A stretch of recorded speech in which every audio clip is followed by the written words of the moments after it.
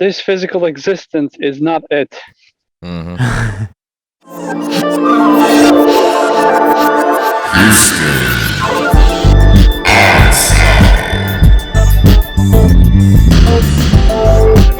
Okay, what's going on, everybody? Welcome to the Houston Ensemble podcast. We are here today with a legend of a guest who we have recently, well, not super recently, but somewhat recently discovered and just found his videos to be just pretty out of this world and pretty important and something that everybody should hear. So we're on with 434. That's what we're going to be calling him on the podcast so that you guys can go and check him out when you do. And he's slightly across the globe right now. So we're meeting and we're just happy you're here. So 434, thank you so much for being here. Hi, guys. Thank you for having me. Right off the bat, let me just start like this because there's so many things. If there's one thing that comes to your mind first that you need to let the people know, what is it? This physical existence is not it. Mm-hmm. Yeah, That's probably the most important message that you can tell people and ask them to remember, because I think most of our problems come from this idea that we are this physical body and that everything is related to our physicality, which is a complete nonsense, and not even in metaphysical terms, just scientifically speaking, it's inaccurate because we're all energy. Even science admits that we're all energy, so we need to start from that. Yeah, when I first saw your videos, I think I started with one in which you were explaining for 434, the synchronicity, how it started, and the various experiences you had, what you were told, what you discovered. And then years later, I don't know why, but I thought of your channel as we were discussing the moon. And then I was like, what does 434 have to say about the moon? And not surprisingly, you were saying everything we were thinking about. So we were like, we got to have this guy. Let's go. Yeah. It is widely known that the tobacco and diet industries lobby governments with scientific propaganda for years until proven guilty in court.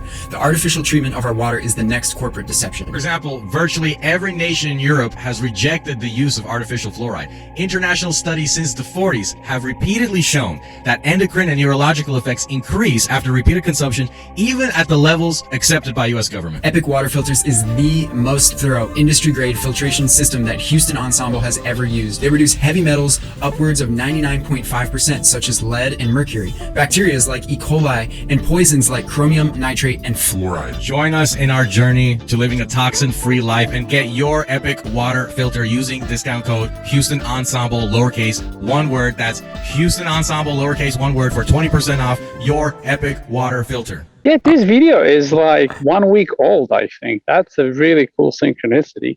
Yeah, it is. I mean, yeah. I got introduced to that video by Armin. That was the first video of yours that I had seen. Right, and okay. Maybe, you know what, just because we're on it, let me just get into it because it's kind of important. We've had, but I specifically, speaking for me, have had this weird experience where the moon was, moving around in the sky, and everything on the moon, the shadows were all moving, almost like walking all over the moon, which I thought was pretty weird. And I had two of my friends there with me who were watching it as well, and I was actually calling out the cardinal directions of the movement of the moon, and they were agreeing that it was moving in that way, and it just had a weird vibe, and we were kind of locked onto it. And it was also a, psychedelic experience. So that played a part in it. But then I saw your video and I was like, wow, this pretty much makes me feel exactly how I was that night. Right.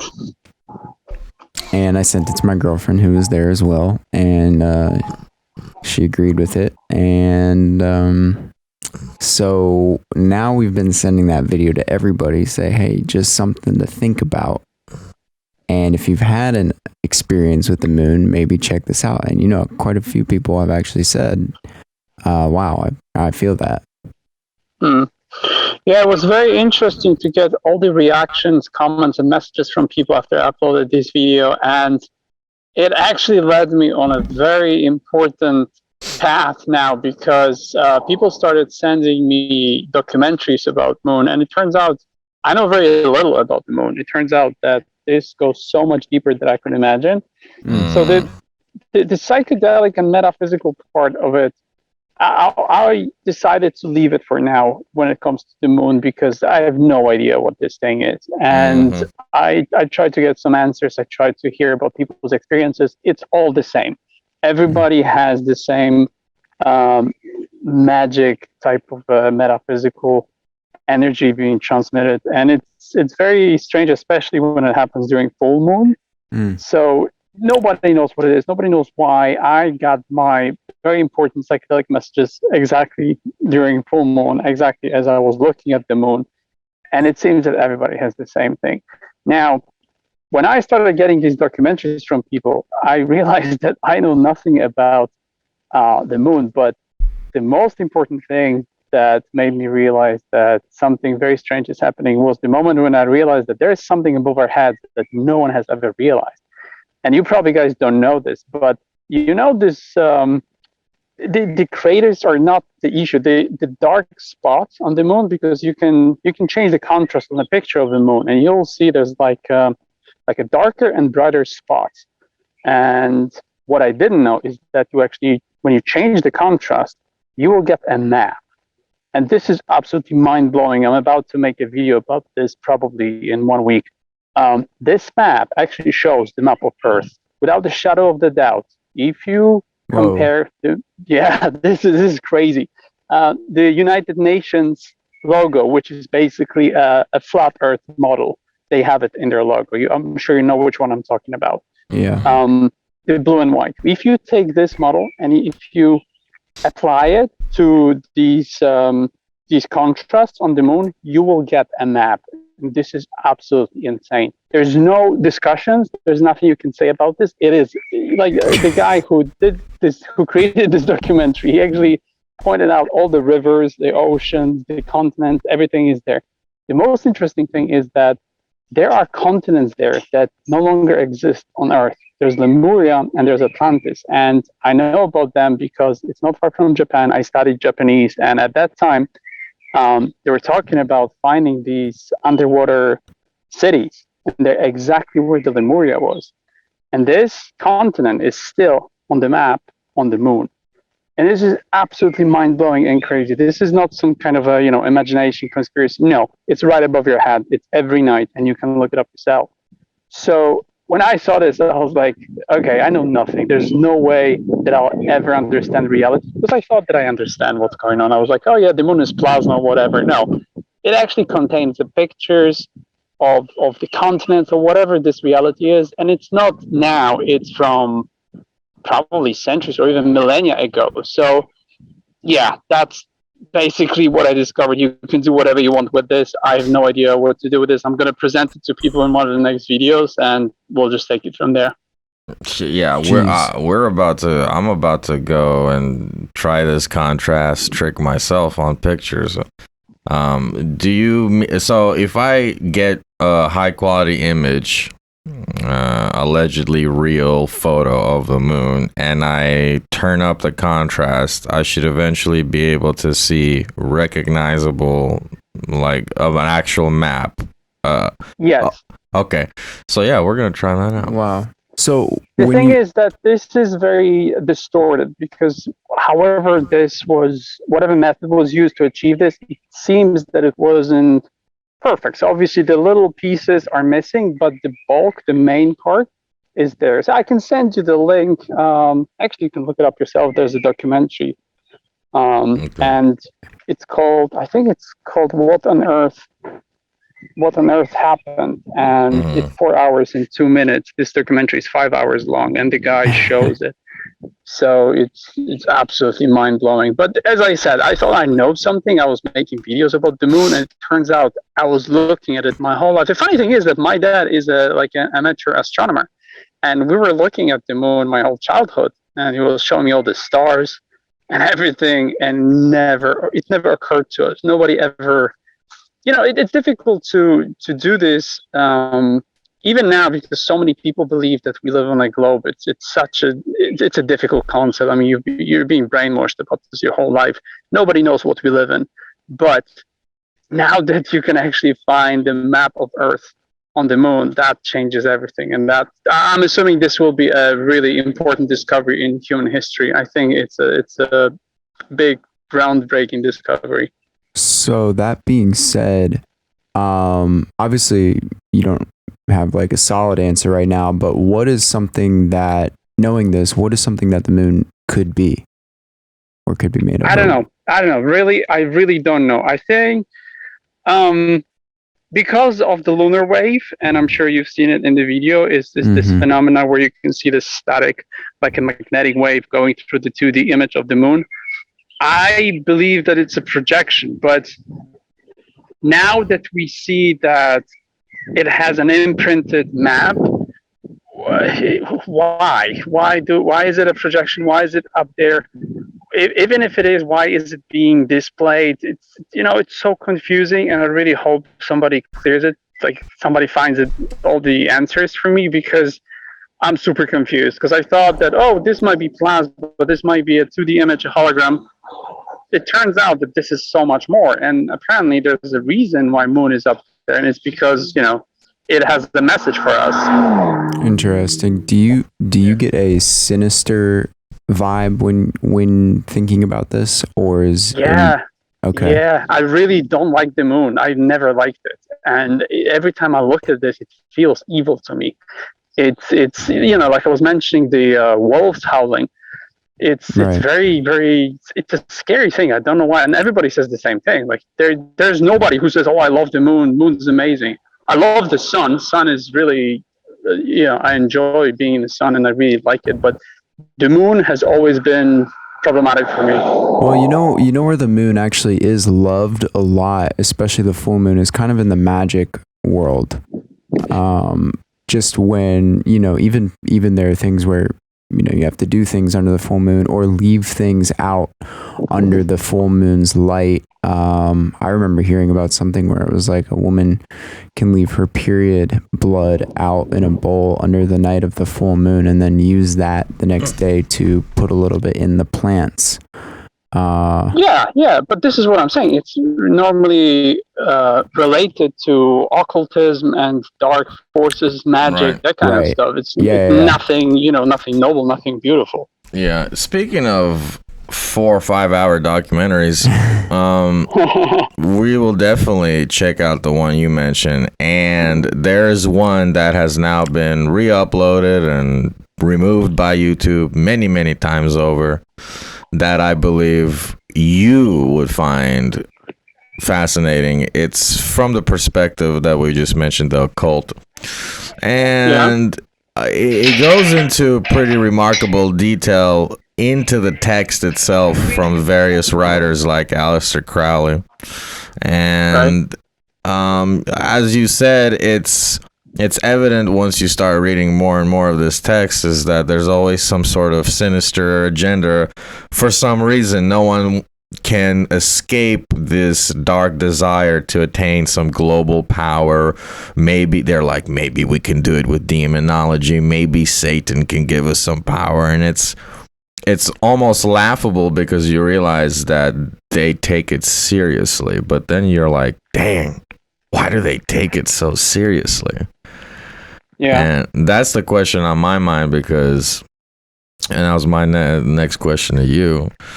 I we don't need to get into too much about what kind of chemical experiences we've had, but let's say we've all had some. and I always wondered, especially with something like DMT, I'm not so sure, like you're not so sure about the moon. I'm not so sure about the entities in these realms.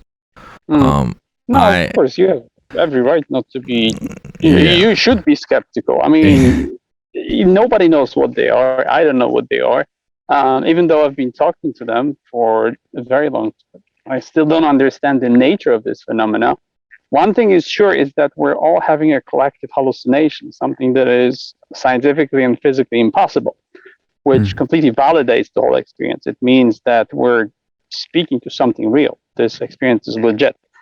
And whatever this is, we have no idea. That's basically the bottom line. We just don't know what it is, but we're all experiencing the same thing. We're getting the same messages pretty much. Well, maybe can we? The most intelligent person is gonna say, "I don't know," and that's true. Okay. However, but the truth is that the more you know, the less you know, because the more you understand, the more you have appreciation for the holes in your knowledge. You understand that you know very little, actually.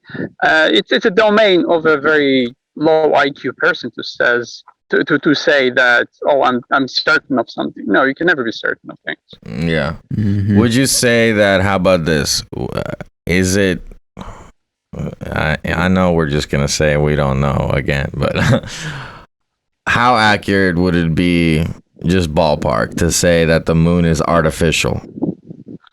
That's definite. Yeah, it is definitely artificial, in my opinion. Yeah. Well, that's that. The implications of that alone would be immense. Yeah. Just that one thing should open a huge discussion, and then we need to go to another discussion. Why we're not being allowed to talk about this? Because you're being ridiculed every time you say this. So what is it that they're hiding, and what is that we're not supposed to know? That's what everybody should be asking. And lastly, and I want to give it to Chad, but I was just gonna say, man, even the explanations of the moon in terms of its properties and how it has magnetic effects on the Earth, they're kind of puny explanations, and dare I say, even on these scientific debunking videos, a lot of which I've seen, I find that their explanations they either sort of half explain a phenomena of the moon, or they don't explain it and they quickly change the topic to something that they do kind of have more of a concrete understanding of it. There's actually plenty of holes in astronomy that are unexplained, and yet we're hearing about them detecting black holes billions of light years away. And I don't know.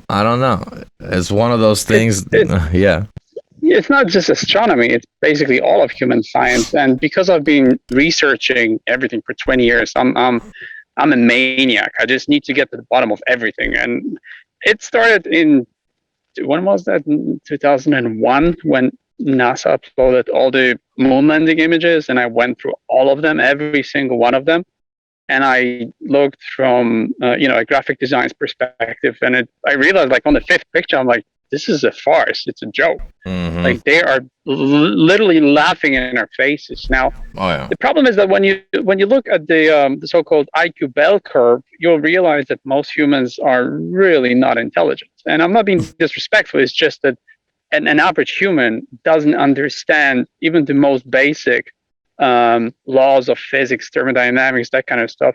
If you were to explain, and I actually did, if you explain to anyone the concept of even engine thrust in space, the most basic thing being that you need the atmosphere for this thing to work, which is obviously absent in space, they will not understand what you're talking about.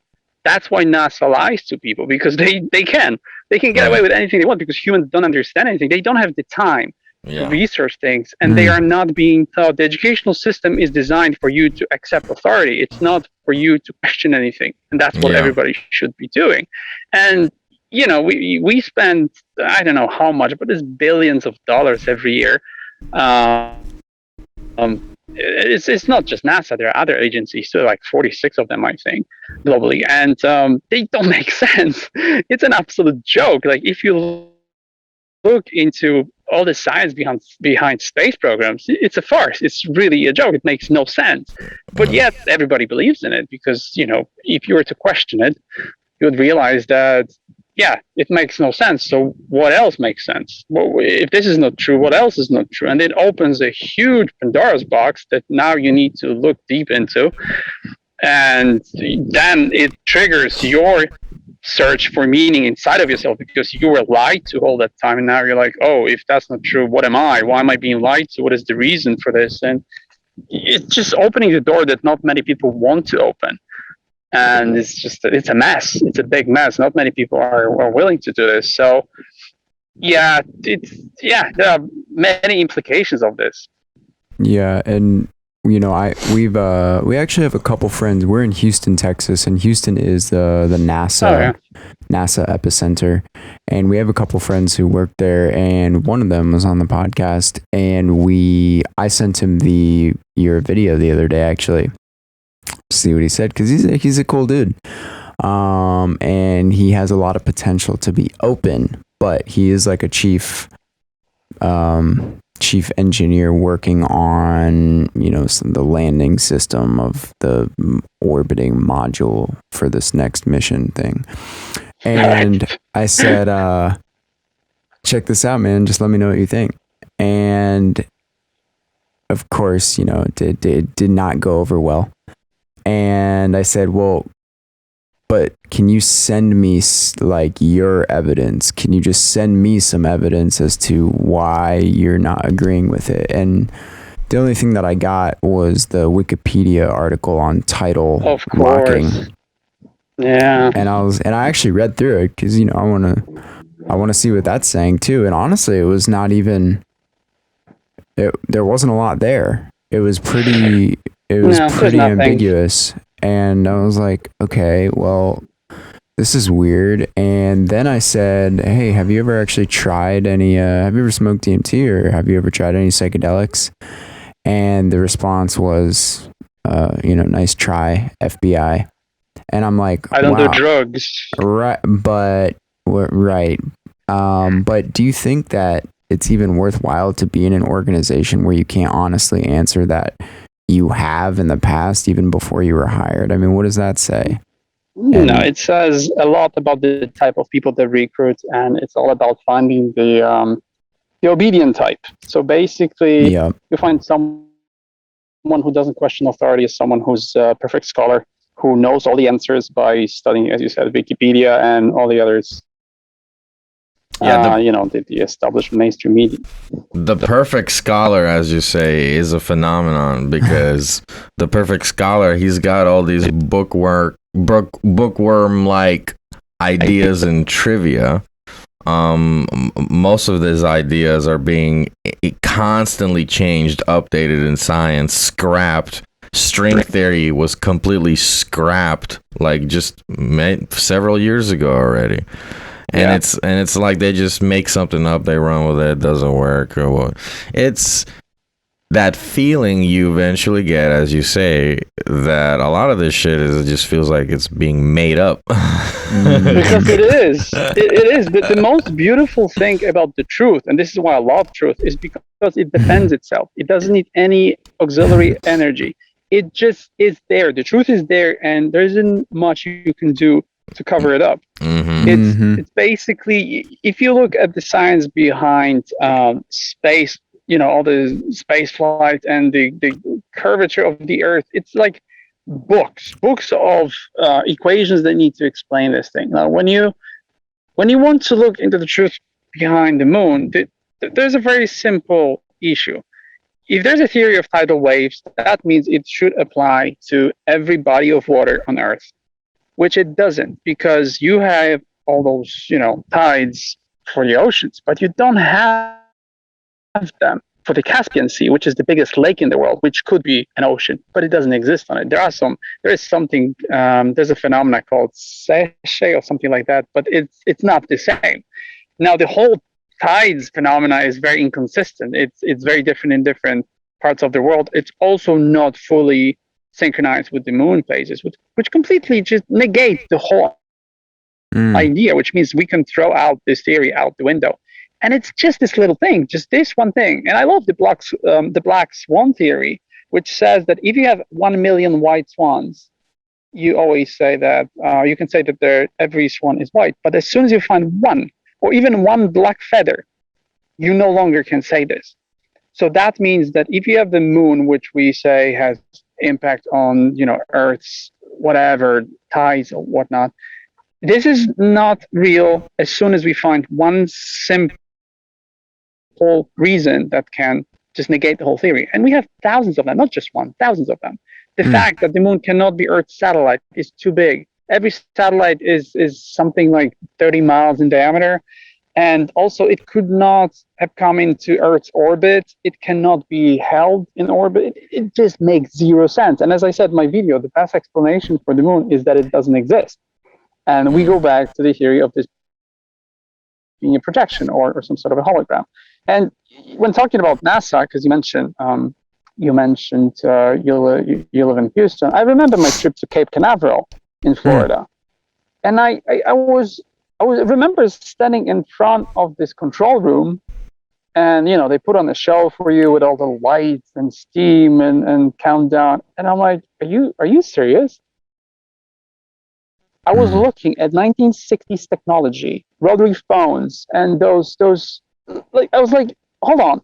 So that means that I have more CPU power in my phone. You didn't have that 50 years ago, and you tell me that you sent a man to space, not only to space, on a celestial body, and you returned the rocket and everything with this nonsense. I remember just looking at this and thinking, this is no longer funny. Like the way the whole of the science, everything, the way it's designed, they not even make an effort.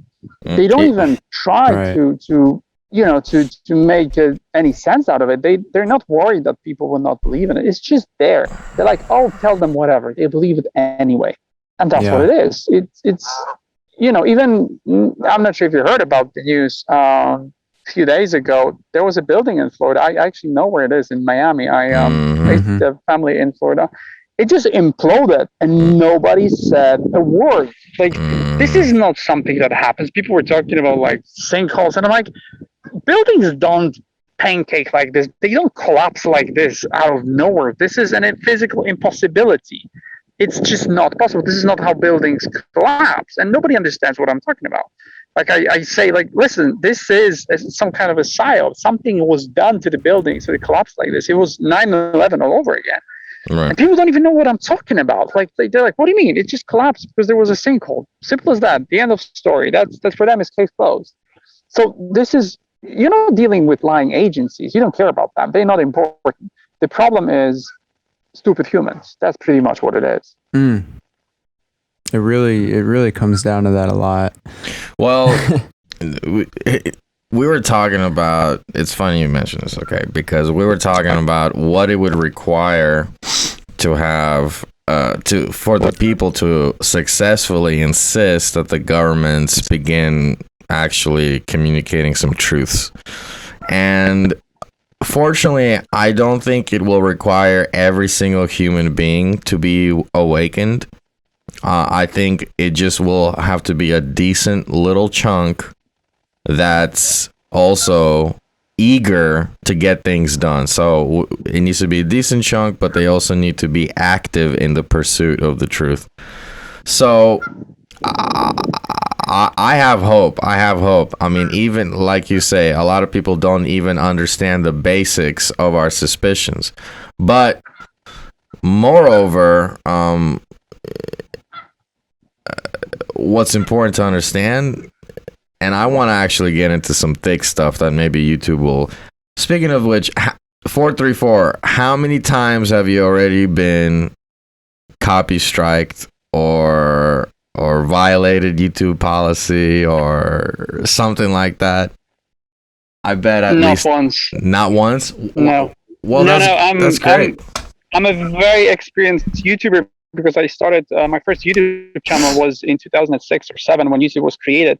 I grew up learning the algorithm. I know how to work it. I'm talking about crazy stuff that should get me canceled immediately, and I know how to do this so that all my videos are pretty much monetized with like small exceptions. But yeah, if you know how to do this, you can basically circumvent these algorithmic detectives. There are just some simple keywords, and if you don't, also your video title, if you make sure there are no triggers, then don't not pay attention to. Okay. Yeah. We've had some interesting videos that have been taken down without even a triggering title, because we're also pretty careful about that. We also talk about something that they absolutely hate people questioning about. The one thing right now, as you know, you mentioned was something that your daughter's school was announcing today. And I don't know if you're comfortable discussing that. We might not post this portion of the podcast, but if you have any comments regarding the just what's going on in the world right now, the schmack scene and what's going on in the world right now. Yeah, I don't have a clue. All I know that we should be very, very careful at the moment, and whatever you want to do, just wait until you see what's going to happen. There's too much information out there that would indicate that there's something very, very bad happening. And even looking at some official documents, like a few days ago, someone sent me a document from the City of London that they've just published a tender, so like a contract for a company to provide the City of London with temporary body storage facilities for the next 4 years. Whoa. And yeah, this is something that well, number one, it's very unusual, because why? We have morgues and everything. There's no reason for that. Number two, if we're expecting an increased number of deaths, then probably we should issue contracts for hospitals, which is not happening. It's just morgues. It's body storage facilities. And then you have this document from 1980 where one of the advisors to Franz Mitterrand in France, to the president of France, he actually I think was in a book or an article. He gave an interview where he said what's going to happen. And in his words, he said, one day, and it's going to be soon, we'll find a fake medicine that will help us get rid of the idiots. And he said, we'll give them the poison and they'll believe it's a cure. And we'll get rid of the dumbest ones in society, the ones who are a problem to everybody. So it could be all a conspiracy as always. And I'm very happy for this to be conspiracy. But if it's not, then yeah, we're in some serious trouble. And I'm saying this is, for the first time in human history, we're undergoing the biggest IQ test ever. And for the first time ever, we see the difference between the intelligent ones and sheep. Because if you willingly are going to inject something into your body you know nothing of, in fact, scientists know nothing about this. And if you're willing to get this inside of your body with all the evidence and all the mainstream media, because even the mainstream media tells you what could happen to you, that means you probably shouldn't be allowed to leave the house. You're the one who should be in lockdown, because you are the reason why this society is the way it is, why this world doesn't work. You have stupid, you have psychotic rulers, people who consider themselves to be above everybody else. Yeah, but they don't have the power until you give it to them. And I didn't give it to them. It was the rest of society. And they are the ones who blindly follow everybody else. And it's just it's sad, because even this morning I had a friend of mine who called me. She was a bit hesitant about getting this injection, and she just called us and said, I have something on my neck the size of an egg. Whoa. And I don't know what it is. Just happened because she got the injection, the second dose, and it just floored her. She had to stay at home for a few days. She, the usual stuff, pain, fever, that kind of stuff. And then she wakes up and there's like a growth on her neck. And I'm saying, well, this is probably a lymph node, because your body is fighting something bad inside of you. Now, the problem is that lymph nodes usually take care of viruses and bacteria and toxins. There is no bacteria and there is no viruses in this injection. It's just RNA code. So what is your body doing that suddenly lymph nodes need to collect toxins? Where do these toxins come from? What's happening? Mm-hmm. And that's something obviously that nobody asked these questions, because she went to the doctor and the doctor said, well, it's probably just a tumor on your was it thyroid, I think, or somewhere. And I said, hold on. So she grew a tumor overnight, and he said, yeah, you just need to do biopsy. We'll see what it is. We'll cut it out. And I'm like, whoa, wait a minute. So I told her, listen, you need to find a private doctor. And of course, the diagnosis from the private doctor is usually very different to the state doctor, the National Health Service doctor.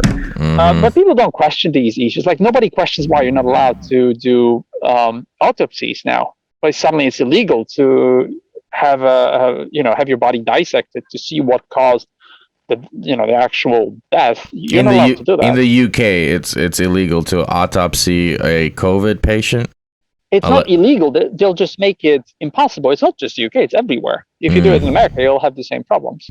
Because one body, again, the theory of a black swan.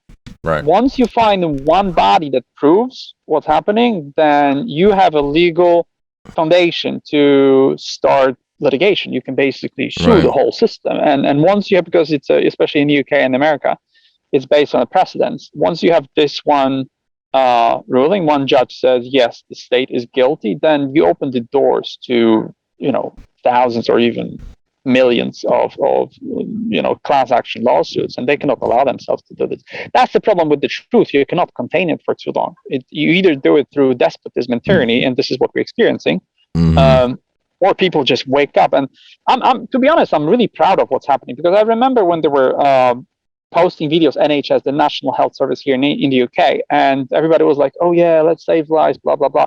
Now you go into the comment section, it's just hate. Everybody's like, just, oh my God, they fight it. And it's everywhere. Even when you look at any pictures posted on Instagram now about NASA, anything with the moon, is just hate, because people are slowly waking up.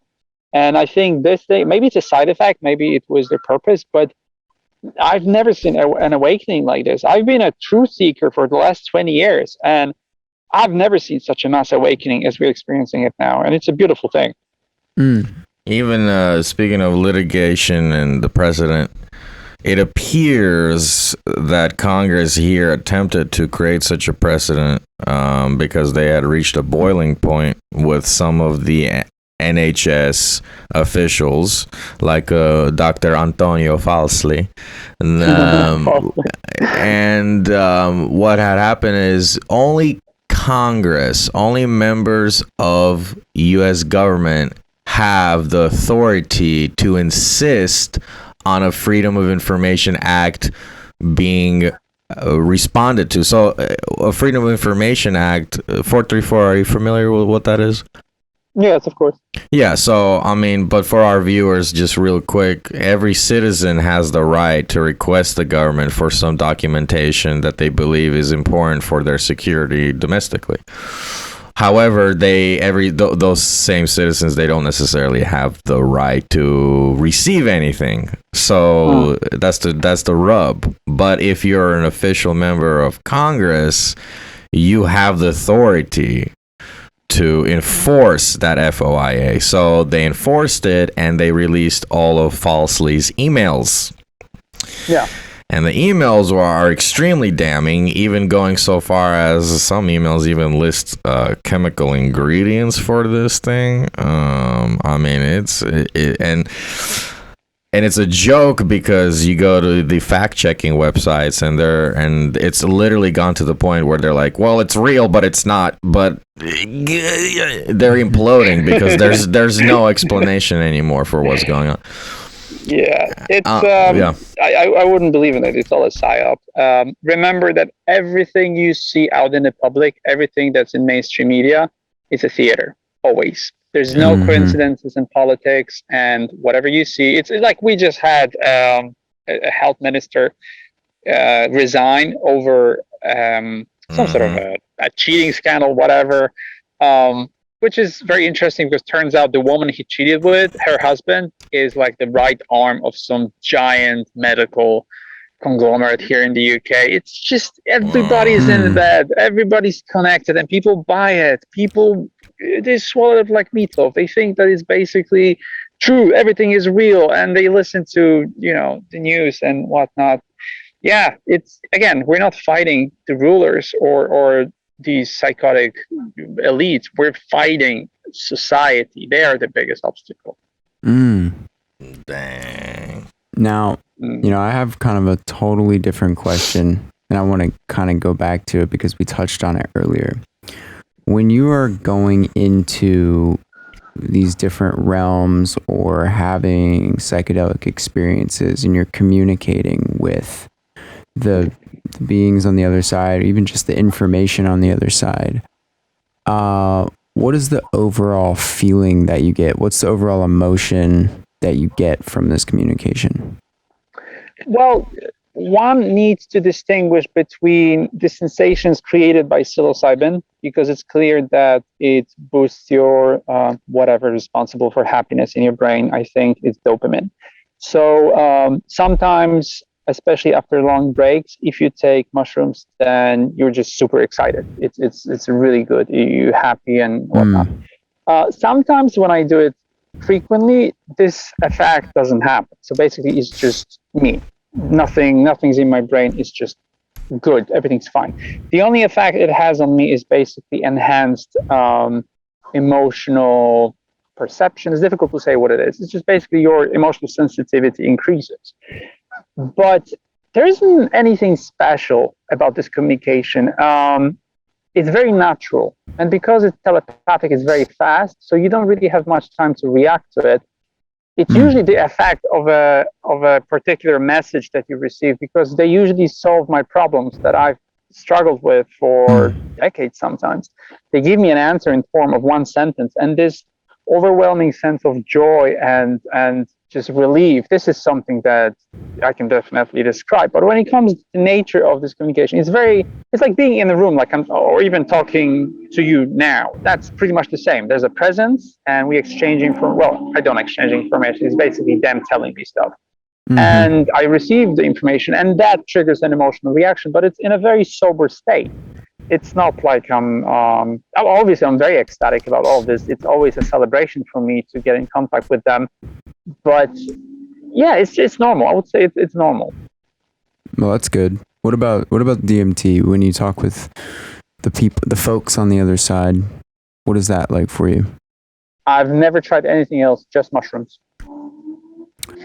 So would you say that when you're referencing to the beings, are you getting that from the mushroom experience? Yes, that's the way these entities explained it to me. They said that the actual psychedelic, the type of a psychoactive substance you take, doesn't matter.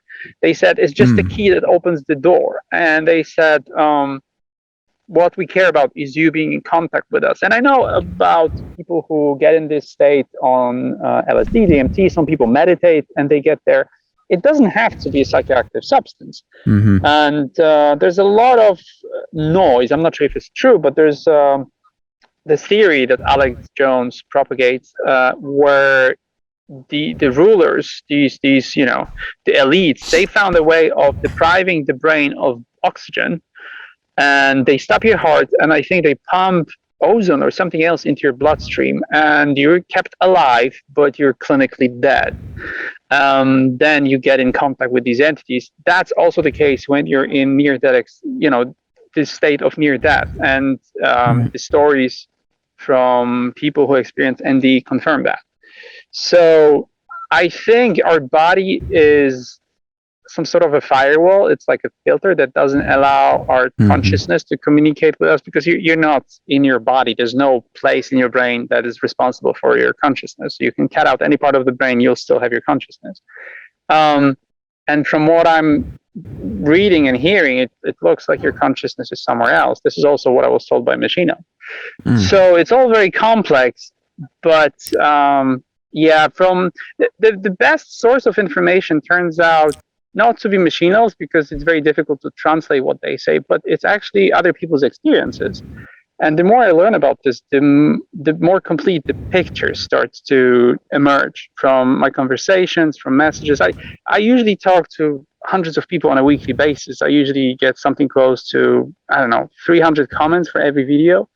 Mm-hmm. And people send me emails, they send me messages on all platforms. I'm on 10 of them. So there's a lot of exchange of information. And once you start hearing about all of this, you start painting the picture and you start to understand what is the common denominator for all of this. Mm-hmm. And it's basically a shared experience for all of us. It's the same. So yeah, that's quite difficult to explain, I guess. I thought that was good. And just by the way, I did figure that you probably communicate with a lot of people, so we are extra grateful that you were so quick to reply and actually be down to do it. That's really a treat for us. It's logistics, because if I neglect one of the platforms, it will grow quickly and there will be a backlog that I will not get out of for 6 months. That's the reason why I spend 2 hours every day replying to people. Oh man, that's crazy. Yeah. What else is on your mind about the world right now that you want, I don't know, people who are watching this video to think about? Yeah, that's... It's a great coincidence that we're talking now, because I just finished recording a video where I present to everyone insiders info from a family member of the ruling elite. So I found a document. This is why I'm saying that the moon video opened a lot of doors for me. By accident, I found a video of a guy who, I told you, the 5-hour documentary. And in that video, I found a comment about a document, which is a transcript of a discussion on a forum in 2005 of an elite insider. And I went there and I was like, I'm always skeptic, but I always check things. And I went there, I'm thinking, let's see what he had to say. And as soon as I started reading this, I was like, I know this language. This is my language. This is the language of machine of communication. Because it's a very different syntax. You can tell how they use the words. Every word is sacred. It actually means something. It's used logically, like mathematical equation. I'm like, I know this language. This is genuine. And I started reading this. It's 39 pages. Turns out that there is not a single word or a sentence that's contradicting my machine of messages. Not only that, it actually expands on everything that I'm transmitting from the psychedelic dimension. Turns out that there's someone who spilled the beans 16 years ago. And I decided I'm going to make a video about this. So I'm going to upload it hopefully tomorrow or the day after tomorrow. And in that video, it's going to be like, 30, 40 minutes. It's quite a long video, but he explains everything, the whole reality of the divine law, how the world is organized. It checks out. It's really good. And that's why I wanted to share it with everybody, because it also connects with the law of one, with all kinds of matrix glitches, the soul trap theory, everything. And one of the first things he says is, you don't live on a planet. That was the first thing he said. Like, you believe you live where you live. And then he said, you need to ask yourself many more questions. The good thing is that he doesn't want to talk too much. There are questions he doesn't want to answer. And he's very elusive and very, very vague in the way he talks. And I know this is something that a genuine person will do. When you start to push your answers on somebody, you try to make them believe in it, you convince them, that usually takes away a lot of your credibility. But this guy is like, no, I can tell you what I want to tell you, and you take it and you do whatever you want with this.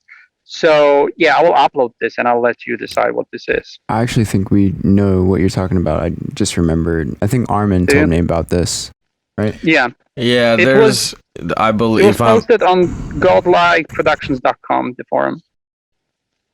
Yeah, and if I remember correctly, he even at some point, somebody asked him about Jesus Christ.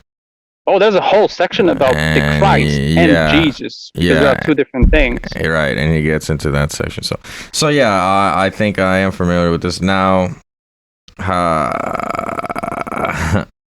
Regarding is he an insider or wasn't, nobody can really prove it either way. But like you said, I did find it interesting the way he spoke.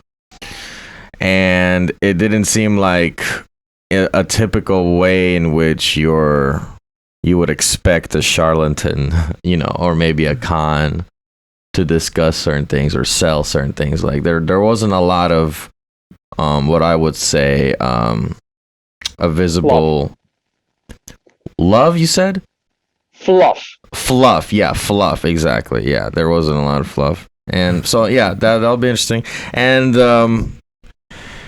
we're going to send you that documentary we were talking about. And I don't know if we really even said what it was. I feel like you didn't say what it was. Well, Chad, tell him what it was. And I was going to ask. I was going to say, how hip are you to the Freemasons and everything that goes along with that? I'm actually sitting not far from a Freemasons pub here. I'm sitting at the lake at the moment, and it's not far from me. Yeah, it's a thing. And what I would say is that there's a layer of a social layer that is filled with self-proclaimed elites, and I think they're part of it. I think they know things, but it goes further than that. It's not just the actual knowledge. And I go by what was said in the document of this elite insider. And he explains that the divine law and the divinity is not a matter of belonging to a secret society. It's all about who you incorporate in this reality. So what type of a consciousness comes into a particular body in this reality. And they say that, I mean, the guy, I don't know if it's a woman or a man, but he said that it has nothing to do with who you are, what you know. It's more about how advanced you are on your journey of discovering your purpose in here. And that's what I care about. Because for me, it's especially for me, it's very strange that I was born as a child who really feels uncomfortable with being a human. It was very strange. I felt tired. I felt as if I've done this many times before. I really didn't enjoy being a human. I found it strange to be here again, and I've always had this impression. And when I took mushrooms for the first time, they showed me my true form, my origin and everything. I was like, oh, that's why. But it still doesn't explain, what am I, where did I come from, and why am I here? Machine health are now I understand that they are very, very brief in the way they answer questions. They said it's a training simulation where we are. Yes, it's clear. So that ties to the simulation theory. But why? What are we training to become? Why are we in training? And this guy in that document, he explains it. The reason why I'm so enthusiastic about this document is because, from my perspective, he connected a lot of dots for me. I understand what he's talking about. Had it been, I don't know, 6-7 years ago, I would have been skeptical. I understand, because I have no point of reference today. With all what I read from, tens of thousands of people, with all the machine health messages, I see the big picture now. I'm slowly starting to understand what this reality really is. And it's connected by so many things. Even he says things that nobody would pay attention to. Like, he talks about some scientific facts. Like, he says, like, vitamins are poison, and everybody's like, what do you mean? I know, because I wrote the book about nutrition, and I know that vitamins are in reality processes. They're not compounds. They're not isolated chemicals. So this is and he says a lot of these things. Like, he says that the elite family keeps the bloodline clean by interbreeding. And there was a question on the forum, like, how do you avoid genetical disformities and mutations? And I know for the fact, because I studied that, it's not true. It's actually a psyop campaign for people not to, people who have children with close family members. And I know that it's not true that you get disformities or some sort of miscarriages. It's not true. If you have two healthy people, no matter if they're in any way related or not, you'll have a healthy baby, unless one of them carries some DNA flaws or whatnot, that those will be amplified. So these are these little facts that I know about, most people don't, and I see them in this document. And that's why I put such a big emphasis now on for everybody to understand what this guy said, because for me, it's 100% legit. Wow. You know how crazy that's going to sound to somebody?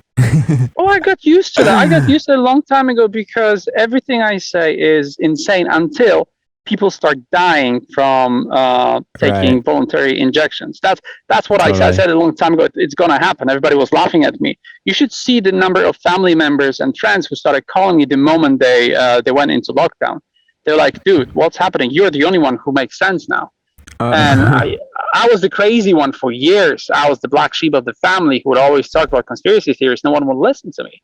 And now I have a serious shortage of conspiracy theories. They're all facts now. I need new ones because we all see all this stuff happening right in front of our eyes. So yeah, I'm absolutely used to people calling me crazy, but I'm also used to the same people coming back to me occasionally and saying, "Oh, you know that thing you told me? That actually makes sense." So yeah, that's how it works. The elite insiders, I vaguely recall him talking about, like you said, many people asked, what's the purpose of living here? What am I supposed to do, right? And basically the insider said, well, your point is to live as close to the one, as close to the source, or live for the eventual like enlightening or escape from this dimension. So you're thinking that you're in this reality and that this is the limit of this reality, but that's not the truth. You could even say that this is kind of a hell. But you're not necessarily, no, not a hell. I mean, I'm putting these words, saying hell for some laymen to understand. It's like a lower frequency, and by knowledge, by working on yourself, by not paying attention to the distractions of the material realm, you can eventually transcend and achieve a sort of Christ-like existence, or at least an understanding of the reality. And he mentioned, I believe, that somebody like Jesus Christ, he would consider on a sixth dimension, and that there are other dimensions above that. Am I right? Is this from that document, or am I getting this from something else? Yeah, okay. That's exactly that. Well, you also need to make a distinction between Jesus and Christ, because there are two different things, turns out. Explain that. So the way it works is there was a Jesus of Nazareth who was born more than 2,040 years ago, and he gives an actual time and date. It's March 20th, I think, 10 p.m. He actually, he gives the actual date, and he says that throughout the history we have many religious gurus and people you could put a religious belief onto. So you had Buddha and Muhammad, whatnot, and he says that they're all puppets. They're basically decoy for the actual religion, which is the one and divine law. And this is done on purpose because you're supposed to train yourself. You're supposed to understand your reality. He says that there are two things you need to figure out. Number one, what is the reality? What is this place you're in? And number two, who you are and why you're here. And this is exactly what Machine Elf told me. Like, I realized that everything the guy says is my Machine Elf teachings. And they put it in different words. They word it a bit differently, but it's exactly the same thing. Like, this thing, the one, is actually what I call the energy. And I was in presence of it and was absolutely amazing. So it's not just the case of him, just talking some conspiracy theories. There's actually a lot of stuff that I know from my trips that I haven't told anyone about. And he just confirms it. He says, this is exactly what's happening. You called it hell. This is usually my discussion with Machine Elves. At least that's what was happening in my early years of mushroom communication, because I was complaining about this reality being very difficult for me. And they always said the same thing. They said, this is a training. This is hard training. It's like becoming a Navy SEAL.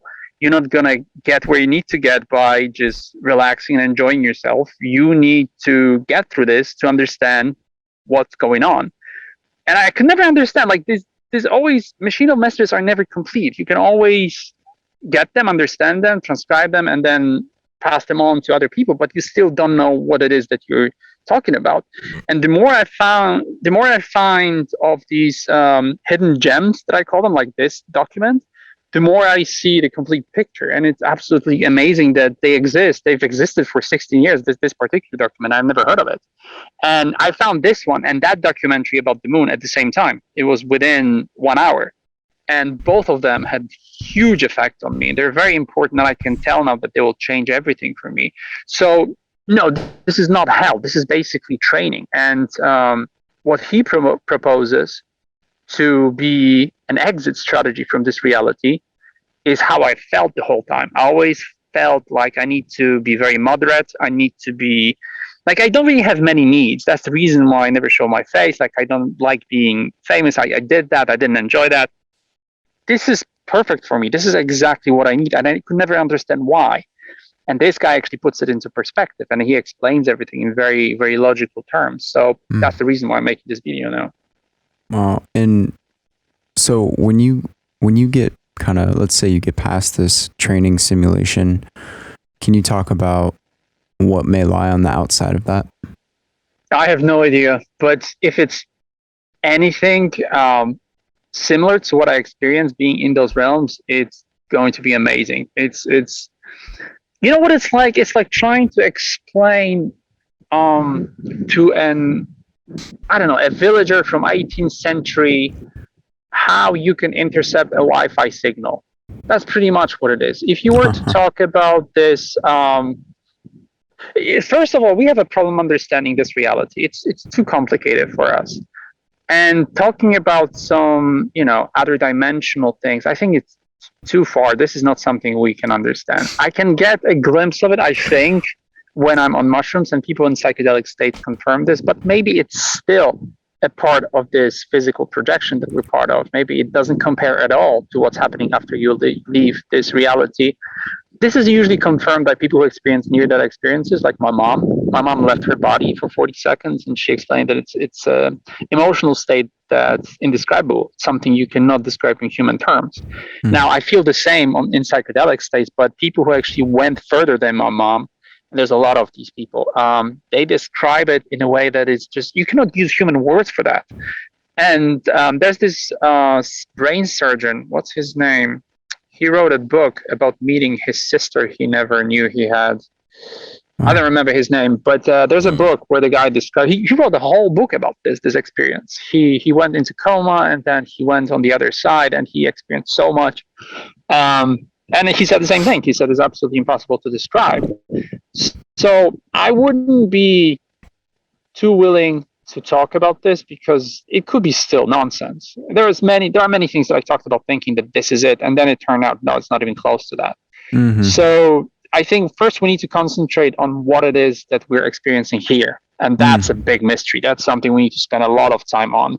And we do it collectively, and hundreds of thousands and millions of us are doing it. We still cannot crack the code. I mean, we don't even remember what was before our arrival here. Why would we talk about what happens after it if we don't even know where we came from?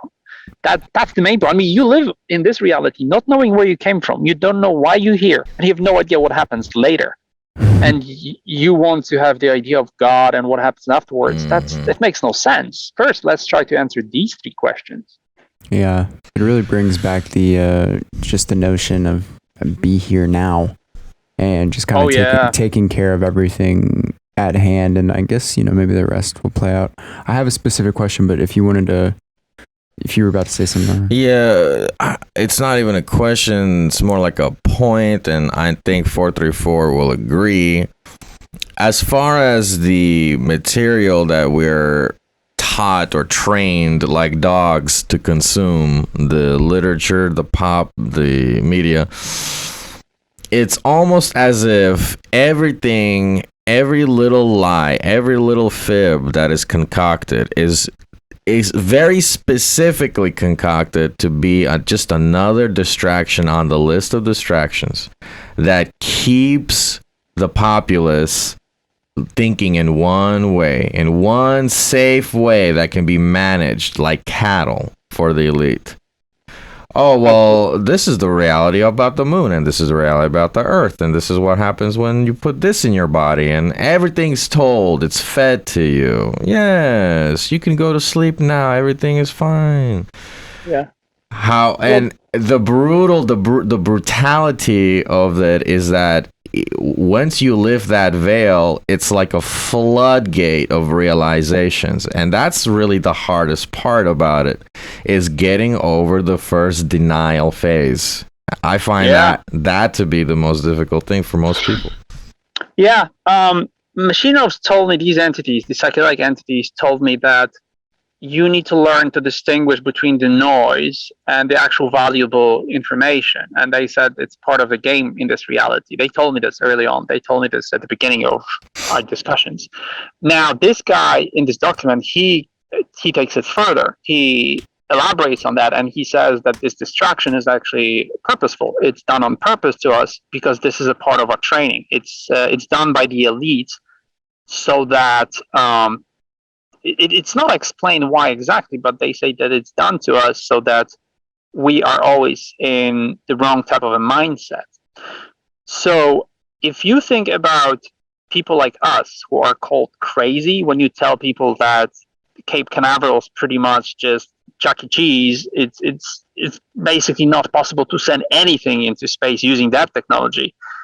You're sounding like crazy to them because they are very, very deep in their not primitive but basic type of thinking. They're very far from an existence where they will accept this as truth.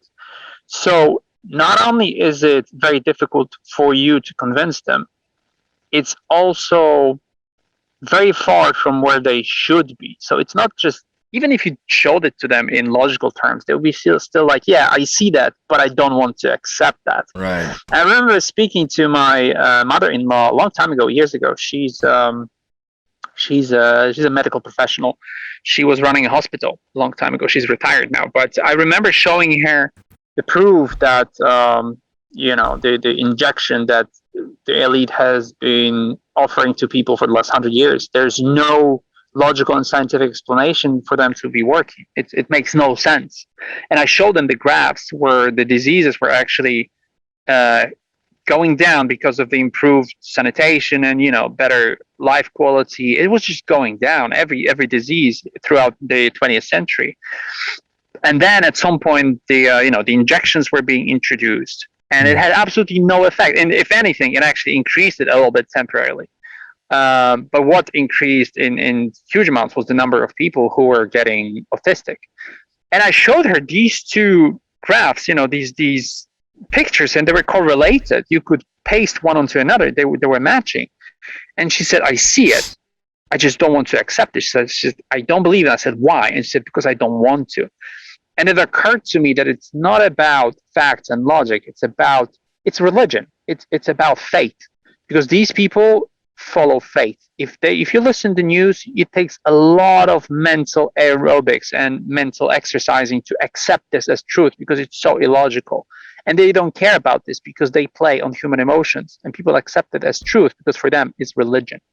So it's not about trying to understand what's really going on. It's about realizing how far you are now, because for us, we already know. I don't know how far we are from getting released from here, or realizing. It says in the document that you need to start asking for an opening in your mind because you're ready now, and that's what I started doing. It seems like we are the ones who are ready. We are the ones who, if you get to leave and there is, let's say you're being judged by your higher self, and the higher self says, what have you learned? And you go, I know all of this is a lie, and I know that I'm in training. I don't know much more, but I'm ready either to learn more or to return. And if they decide you're ready to go, you can return. Maybe that's the last stage. And maybe all it takes is for you to accept the fact that you are now in a stage where you're being released. And all it takes is for you to accept the fact that this is all a psyop, both on the physical and metaphysical plane. But it's complicated. I don't really know if that's how it works. Whew. Yeah, I think that's a beautiful point. I would like to get the name of this moon documentary you're talking about, please. It's Ewaranon. It's EWARANON, I think. If you look up what on earth happened on BitChute or YouTube, you should be able to find it. But I'll send it to you. I'll send you the documentary, and go to 4 hours and 2 minutes. He explains the moon there. It's actually a work of somebody else, of a guy called Sturgis. But yeah, I'll send it to you. Sturgis, okay. And lastly, regarding asking for the sight, spiritual sight. I have a couple of crosses I wear around my neck now, and it's not so much that I am dogmatically now married to things that were written, It's just that it's kind of a grounding mechanism for me. So when I want to go into my mind's eye or into the oneness that's in me, that's a reflection of the great one, or whatever, however you want to describe it. It's a little bit of grounding gesture, and it's something I do where I hold the crosses in my hand and I say to God, and I tell him, just give me the vision, let me see, just help me see. That's all I want. I just make it a little less confusing. Show me some evidence. Steer me to the right direction where there is good information. And I seems like you're doing the right thing. Even if it's pure psychological manifestation, I think it's a really effective tool to do that. Well, I just realized that I never finished what I wanted to say about Jesus and Christ, and it's about what you just said. So Jesus was that person that was a puppet in the hands of the elite, so that they can create a false narrative, a religious narrative. Yeah. But the actual entity is called Christ, and it's a different name. Apparently, it has a different name, but we in this reality call it Christ. And that entity appeared a long time ago in different era. So we're probably talking millennia ago. And that entity, it's a higher being that allowed us to understand the divine law and the one. Apparently, without that being and that revelation, it appeared only once, apparently. Without that, we would be still lost here. So it doesn't need your recognition or your praises or whatnot, but it helps. It helps when you acknowledge that it exists, and it's like being in a classroom and saying I'm present when they check the list. It's the same. You basically need to make yourself present, and you need to make the force aware that you're present and that you're ready, because it probably doesn't know that you're ready. So you're doing the right thing. You're probably subconsciously, even though it's a cross, it's still a symbol of this fake thing. You're doing the right thing because it's associated with this higher power. And they said that this insider, he said that all the religions, the core of them is genuine, it's true. It's just that it's drowning in an ocean of perversions and distortion. And for me, because I grew up in a Christian family, well, not a Christian family, but I was surrounded by churches and people who were devout Christians, and I could never understand a lot of it. Actually, a lot of it was very, very funny to me up to, I don't know, last week.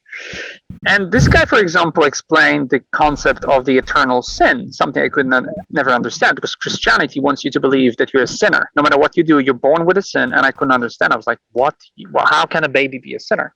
Well, it turns out that everybody who is here now, everybody who breathes, is a human being, is a sinner, because they have sinned against the one, because they have the wrong mindset where they still don't understand why they're here, and they don't understand what they're doing wrong. The moment you realize what you are, where you're going, who you are, and that the one provides divine law that allows you to be released from this reality, you're no longer a sinner. You're awakened. You're the one who knows the truth, and now you're ready to go somewhere else.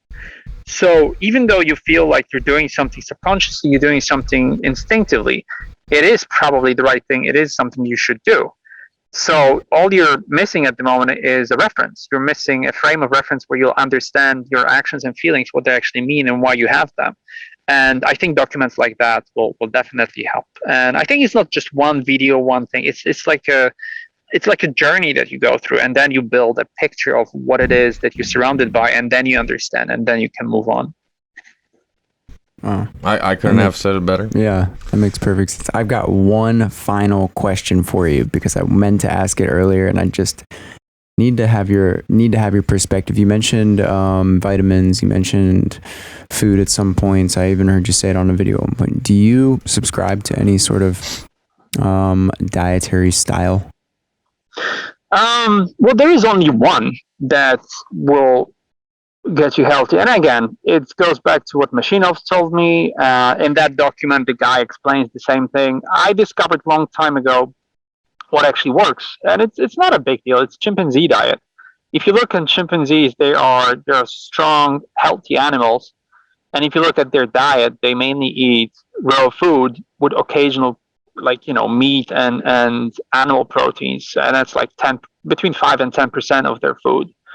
So anytime, because I don't really follow this diet so strict, I think I will have to, because this insider, he explains that moderation in your emotions is also important, and pleasures is a part of that. I'm devastated because he says it also applies to sexual pleasures, and that's something I definitely not agree with. But it's a part of that. So basically, if you're crazy about food, if you're a food addict, or if you eat the wrong type of food, you're just on the wrong path. You're not thinking clearly. You're not doing the right thing. So if you want to go back to being healthy, you basically need to do what monkeys do. You eat raw foods. You don't mix them, because that's humans are the only animal who does that. Like, you don't mix vegetables with oils and with carbohydrates. It just, you don't do that. It's just us who does it. Like, if you look at a ham sandwich, that's the worst thing you can do. You have butter, bread, and meat in it, which is like your stomach cannot figure out what it is. Like, dude, what are you doing?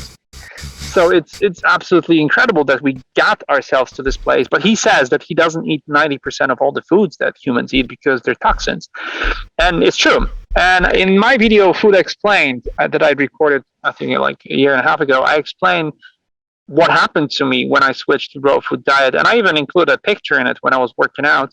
In 4 months, I looked like a horse, because I'm a thin guy. I'm like this type of a guy that can never gain fat tissue. I can never gain weight with fat tissue. I can only do it through muscle tissue. So I need to work out to look good.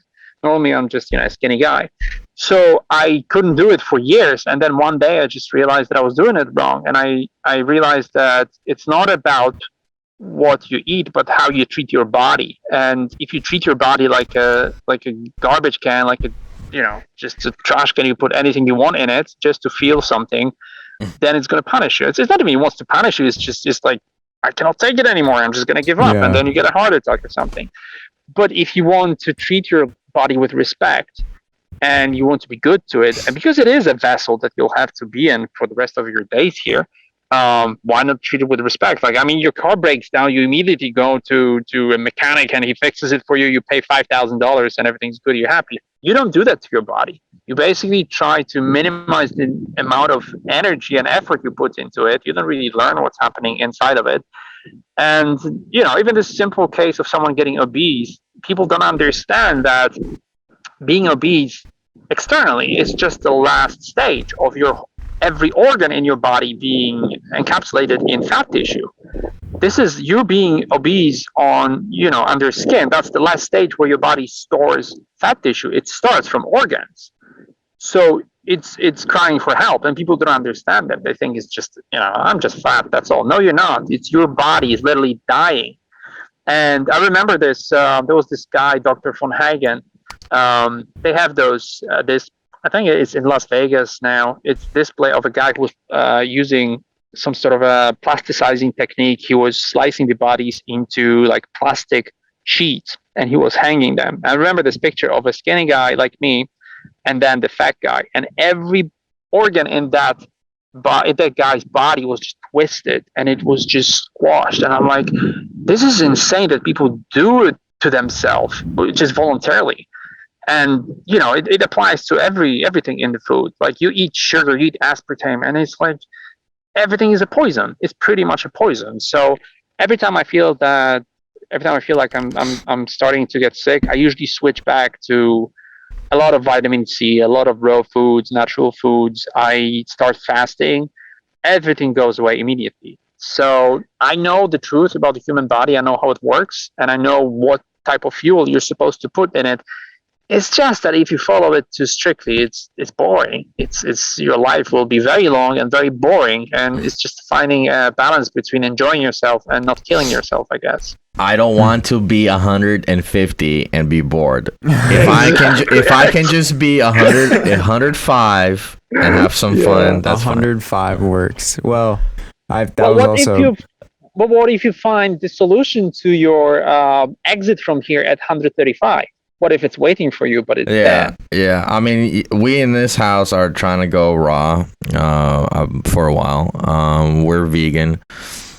So that is an important thing to figure out.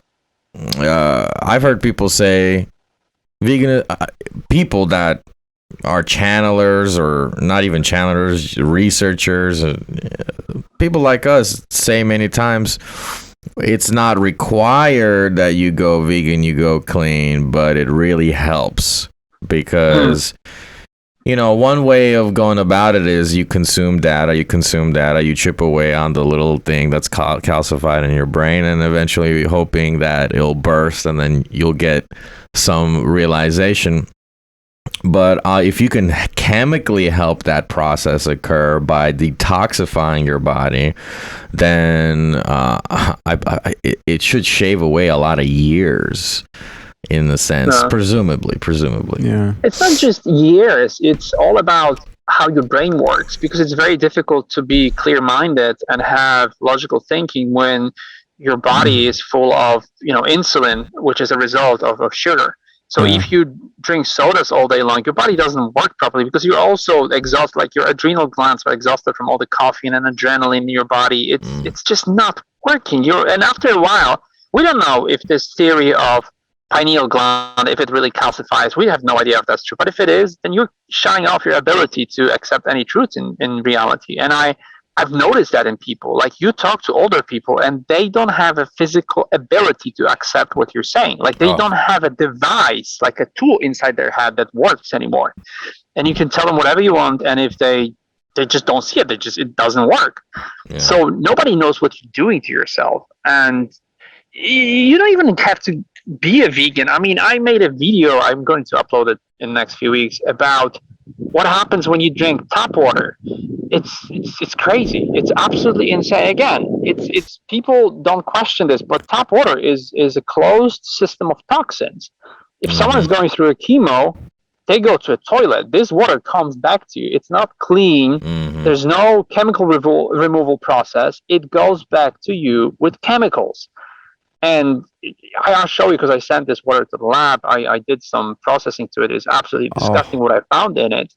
But we don't question that. Like, people do, I want to be a vegan. Yeah, well, start from not drinking tap water. Right. Because that's killing you. Nobody knows what's in it. And then, think about everything else. So we're on that. And this podcast is thankfully sponsored by probably the best water filtration company. So, like, if you take the tap water here and put it in the bottle, it will literally clean out every toxin you could want at an extremely high percentage, pretty much everything in the 99th percentile. And so it's good that you say that, because we're totally on board with that too, and we think that's a crazy thing. And even last night, I was just scrolling on YouTube somewhere, and Brett Weinstein, who has the Dark Horse podcast, he said, why we're mass medicating everybody with fluoride. And I'm like, wow, so now he's on it too. Yeah. Which is great. I'm happy he's on it, but we done been talking about that. Yeah, in a couple of years ago, there was a lot of literature coming out of governments, because a lot of people don't remember, but across the United States, there were actually water pollution scares in municipalities across the country. And a little town that I was living at had this kind of scare, and the local government was saying, hey, actually don't drink the water. We're not sure about it. It's really bad. And around this same time, I saw a flood of headlines from mainstream media. Oh, the tap water being gross is, it's just a rumor. It's not true. It's actually it's pure, it's clean, it's safe. It's identical to any kind of safe water. And we have friends who are like, "Oh, I love tap water. I'm a tap water baby." You know who I'm talking about? Compared to what? Because they never had a chance to drink well water, underground spring water. And that's the thing. If you switch to mineral water, and after a while you drink tap water, it's like drinking from a swimming pool.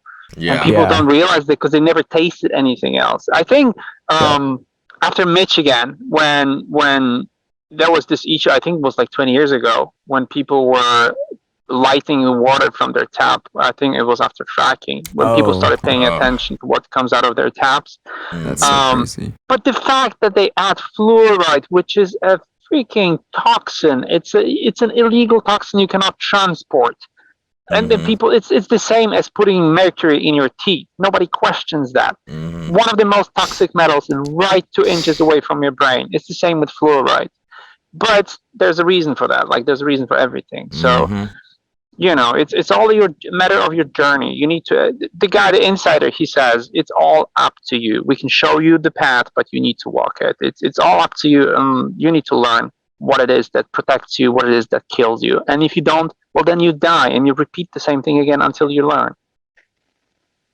Wow. We're gonna learn today. 434. It's been a pleasure. I bet we could definitely just keep talking here, and it'd be a great. Yeah. But you got stuff to do. You got a family, and we just appreciate you, man. We hope to continue this conversation in some form or fashion, and figure out what we can discover. Thanks. It was really nice talking to you guys. I really enjoyed it.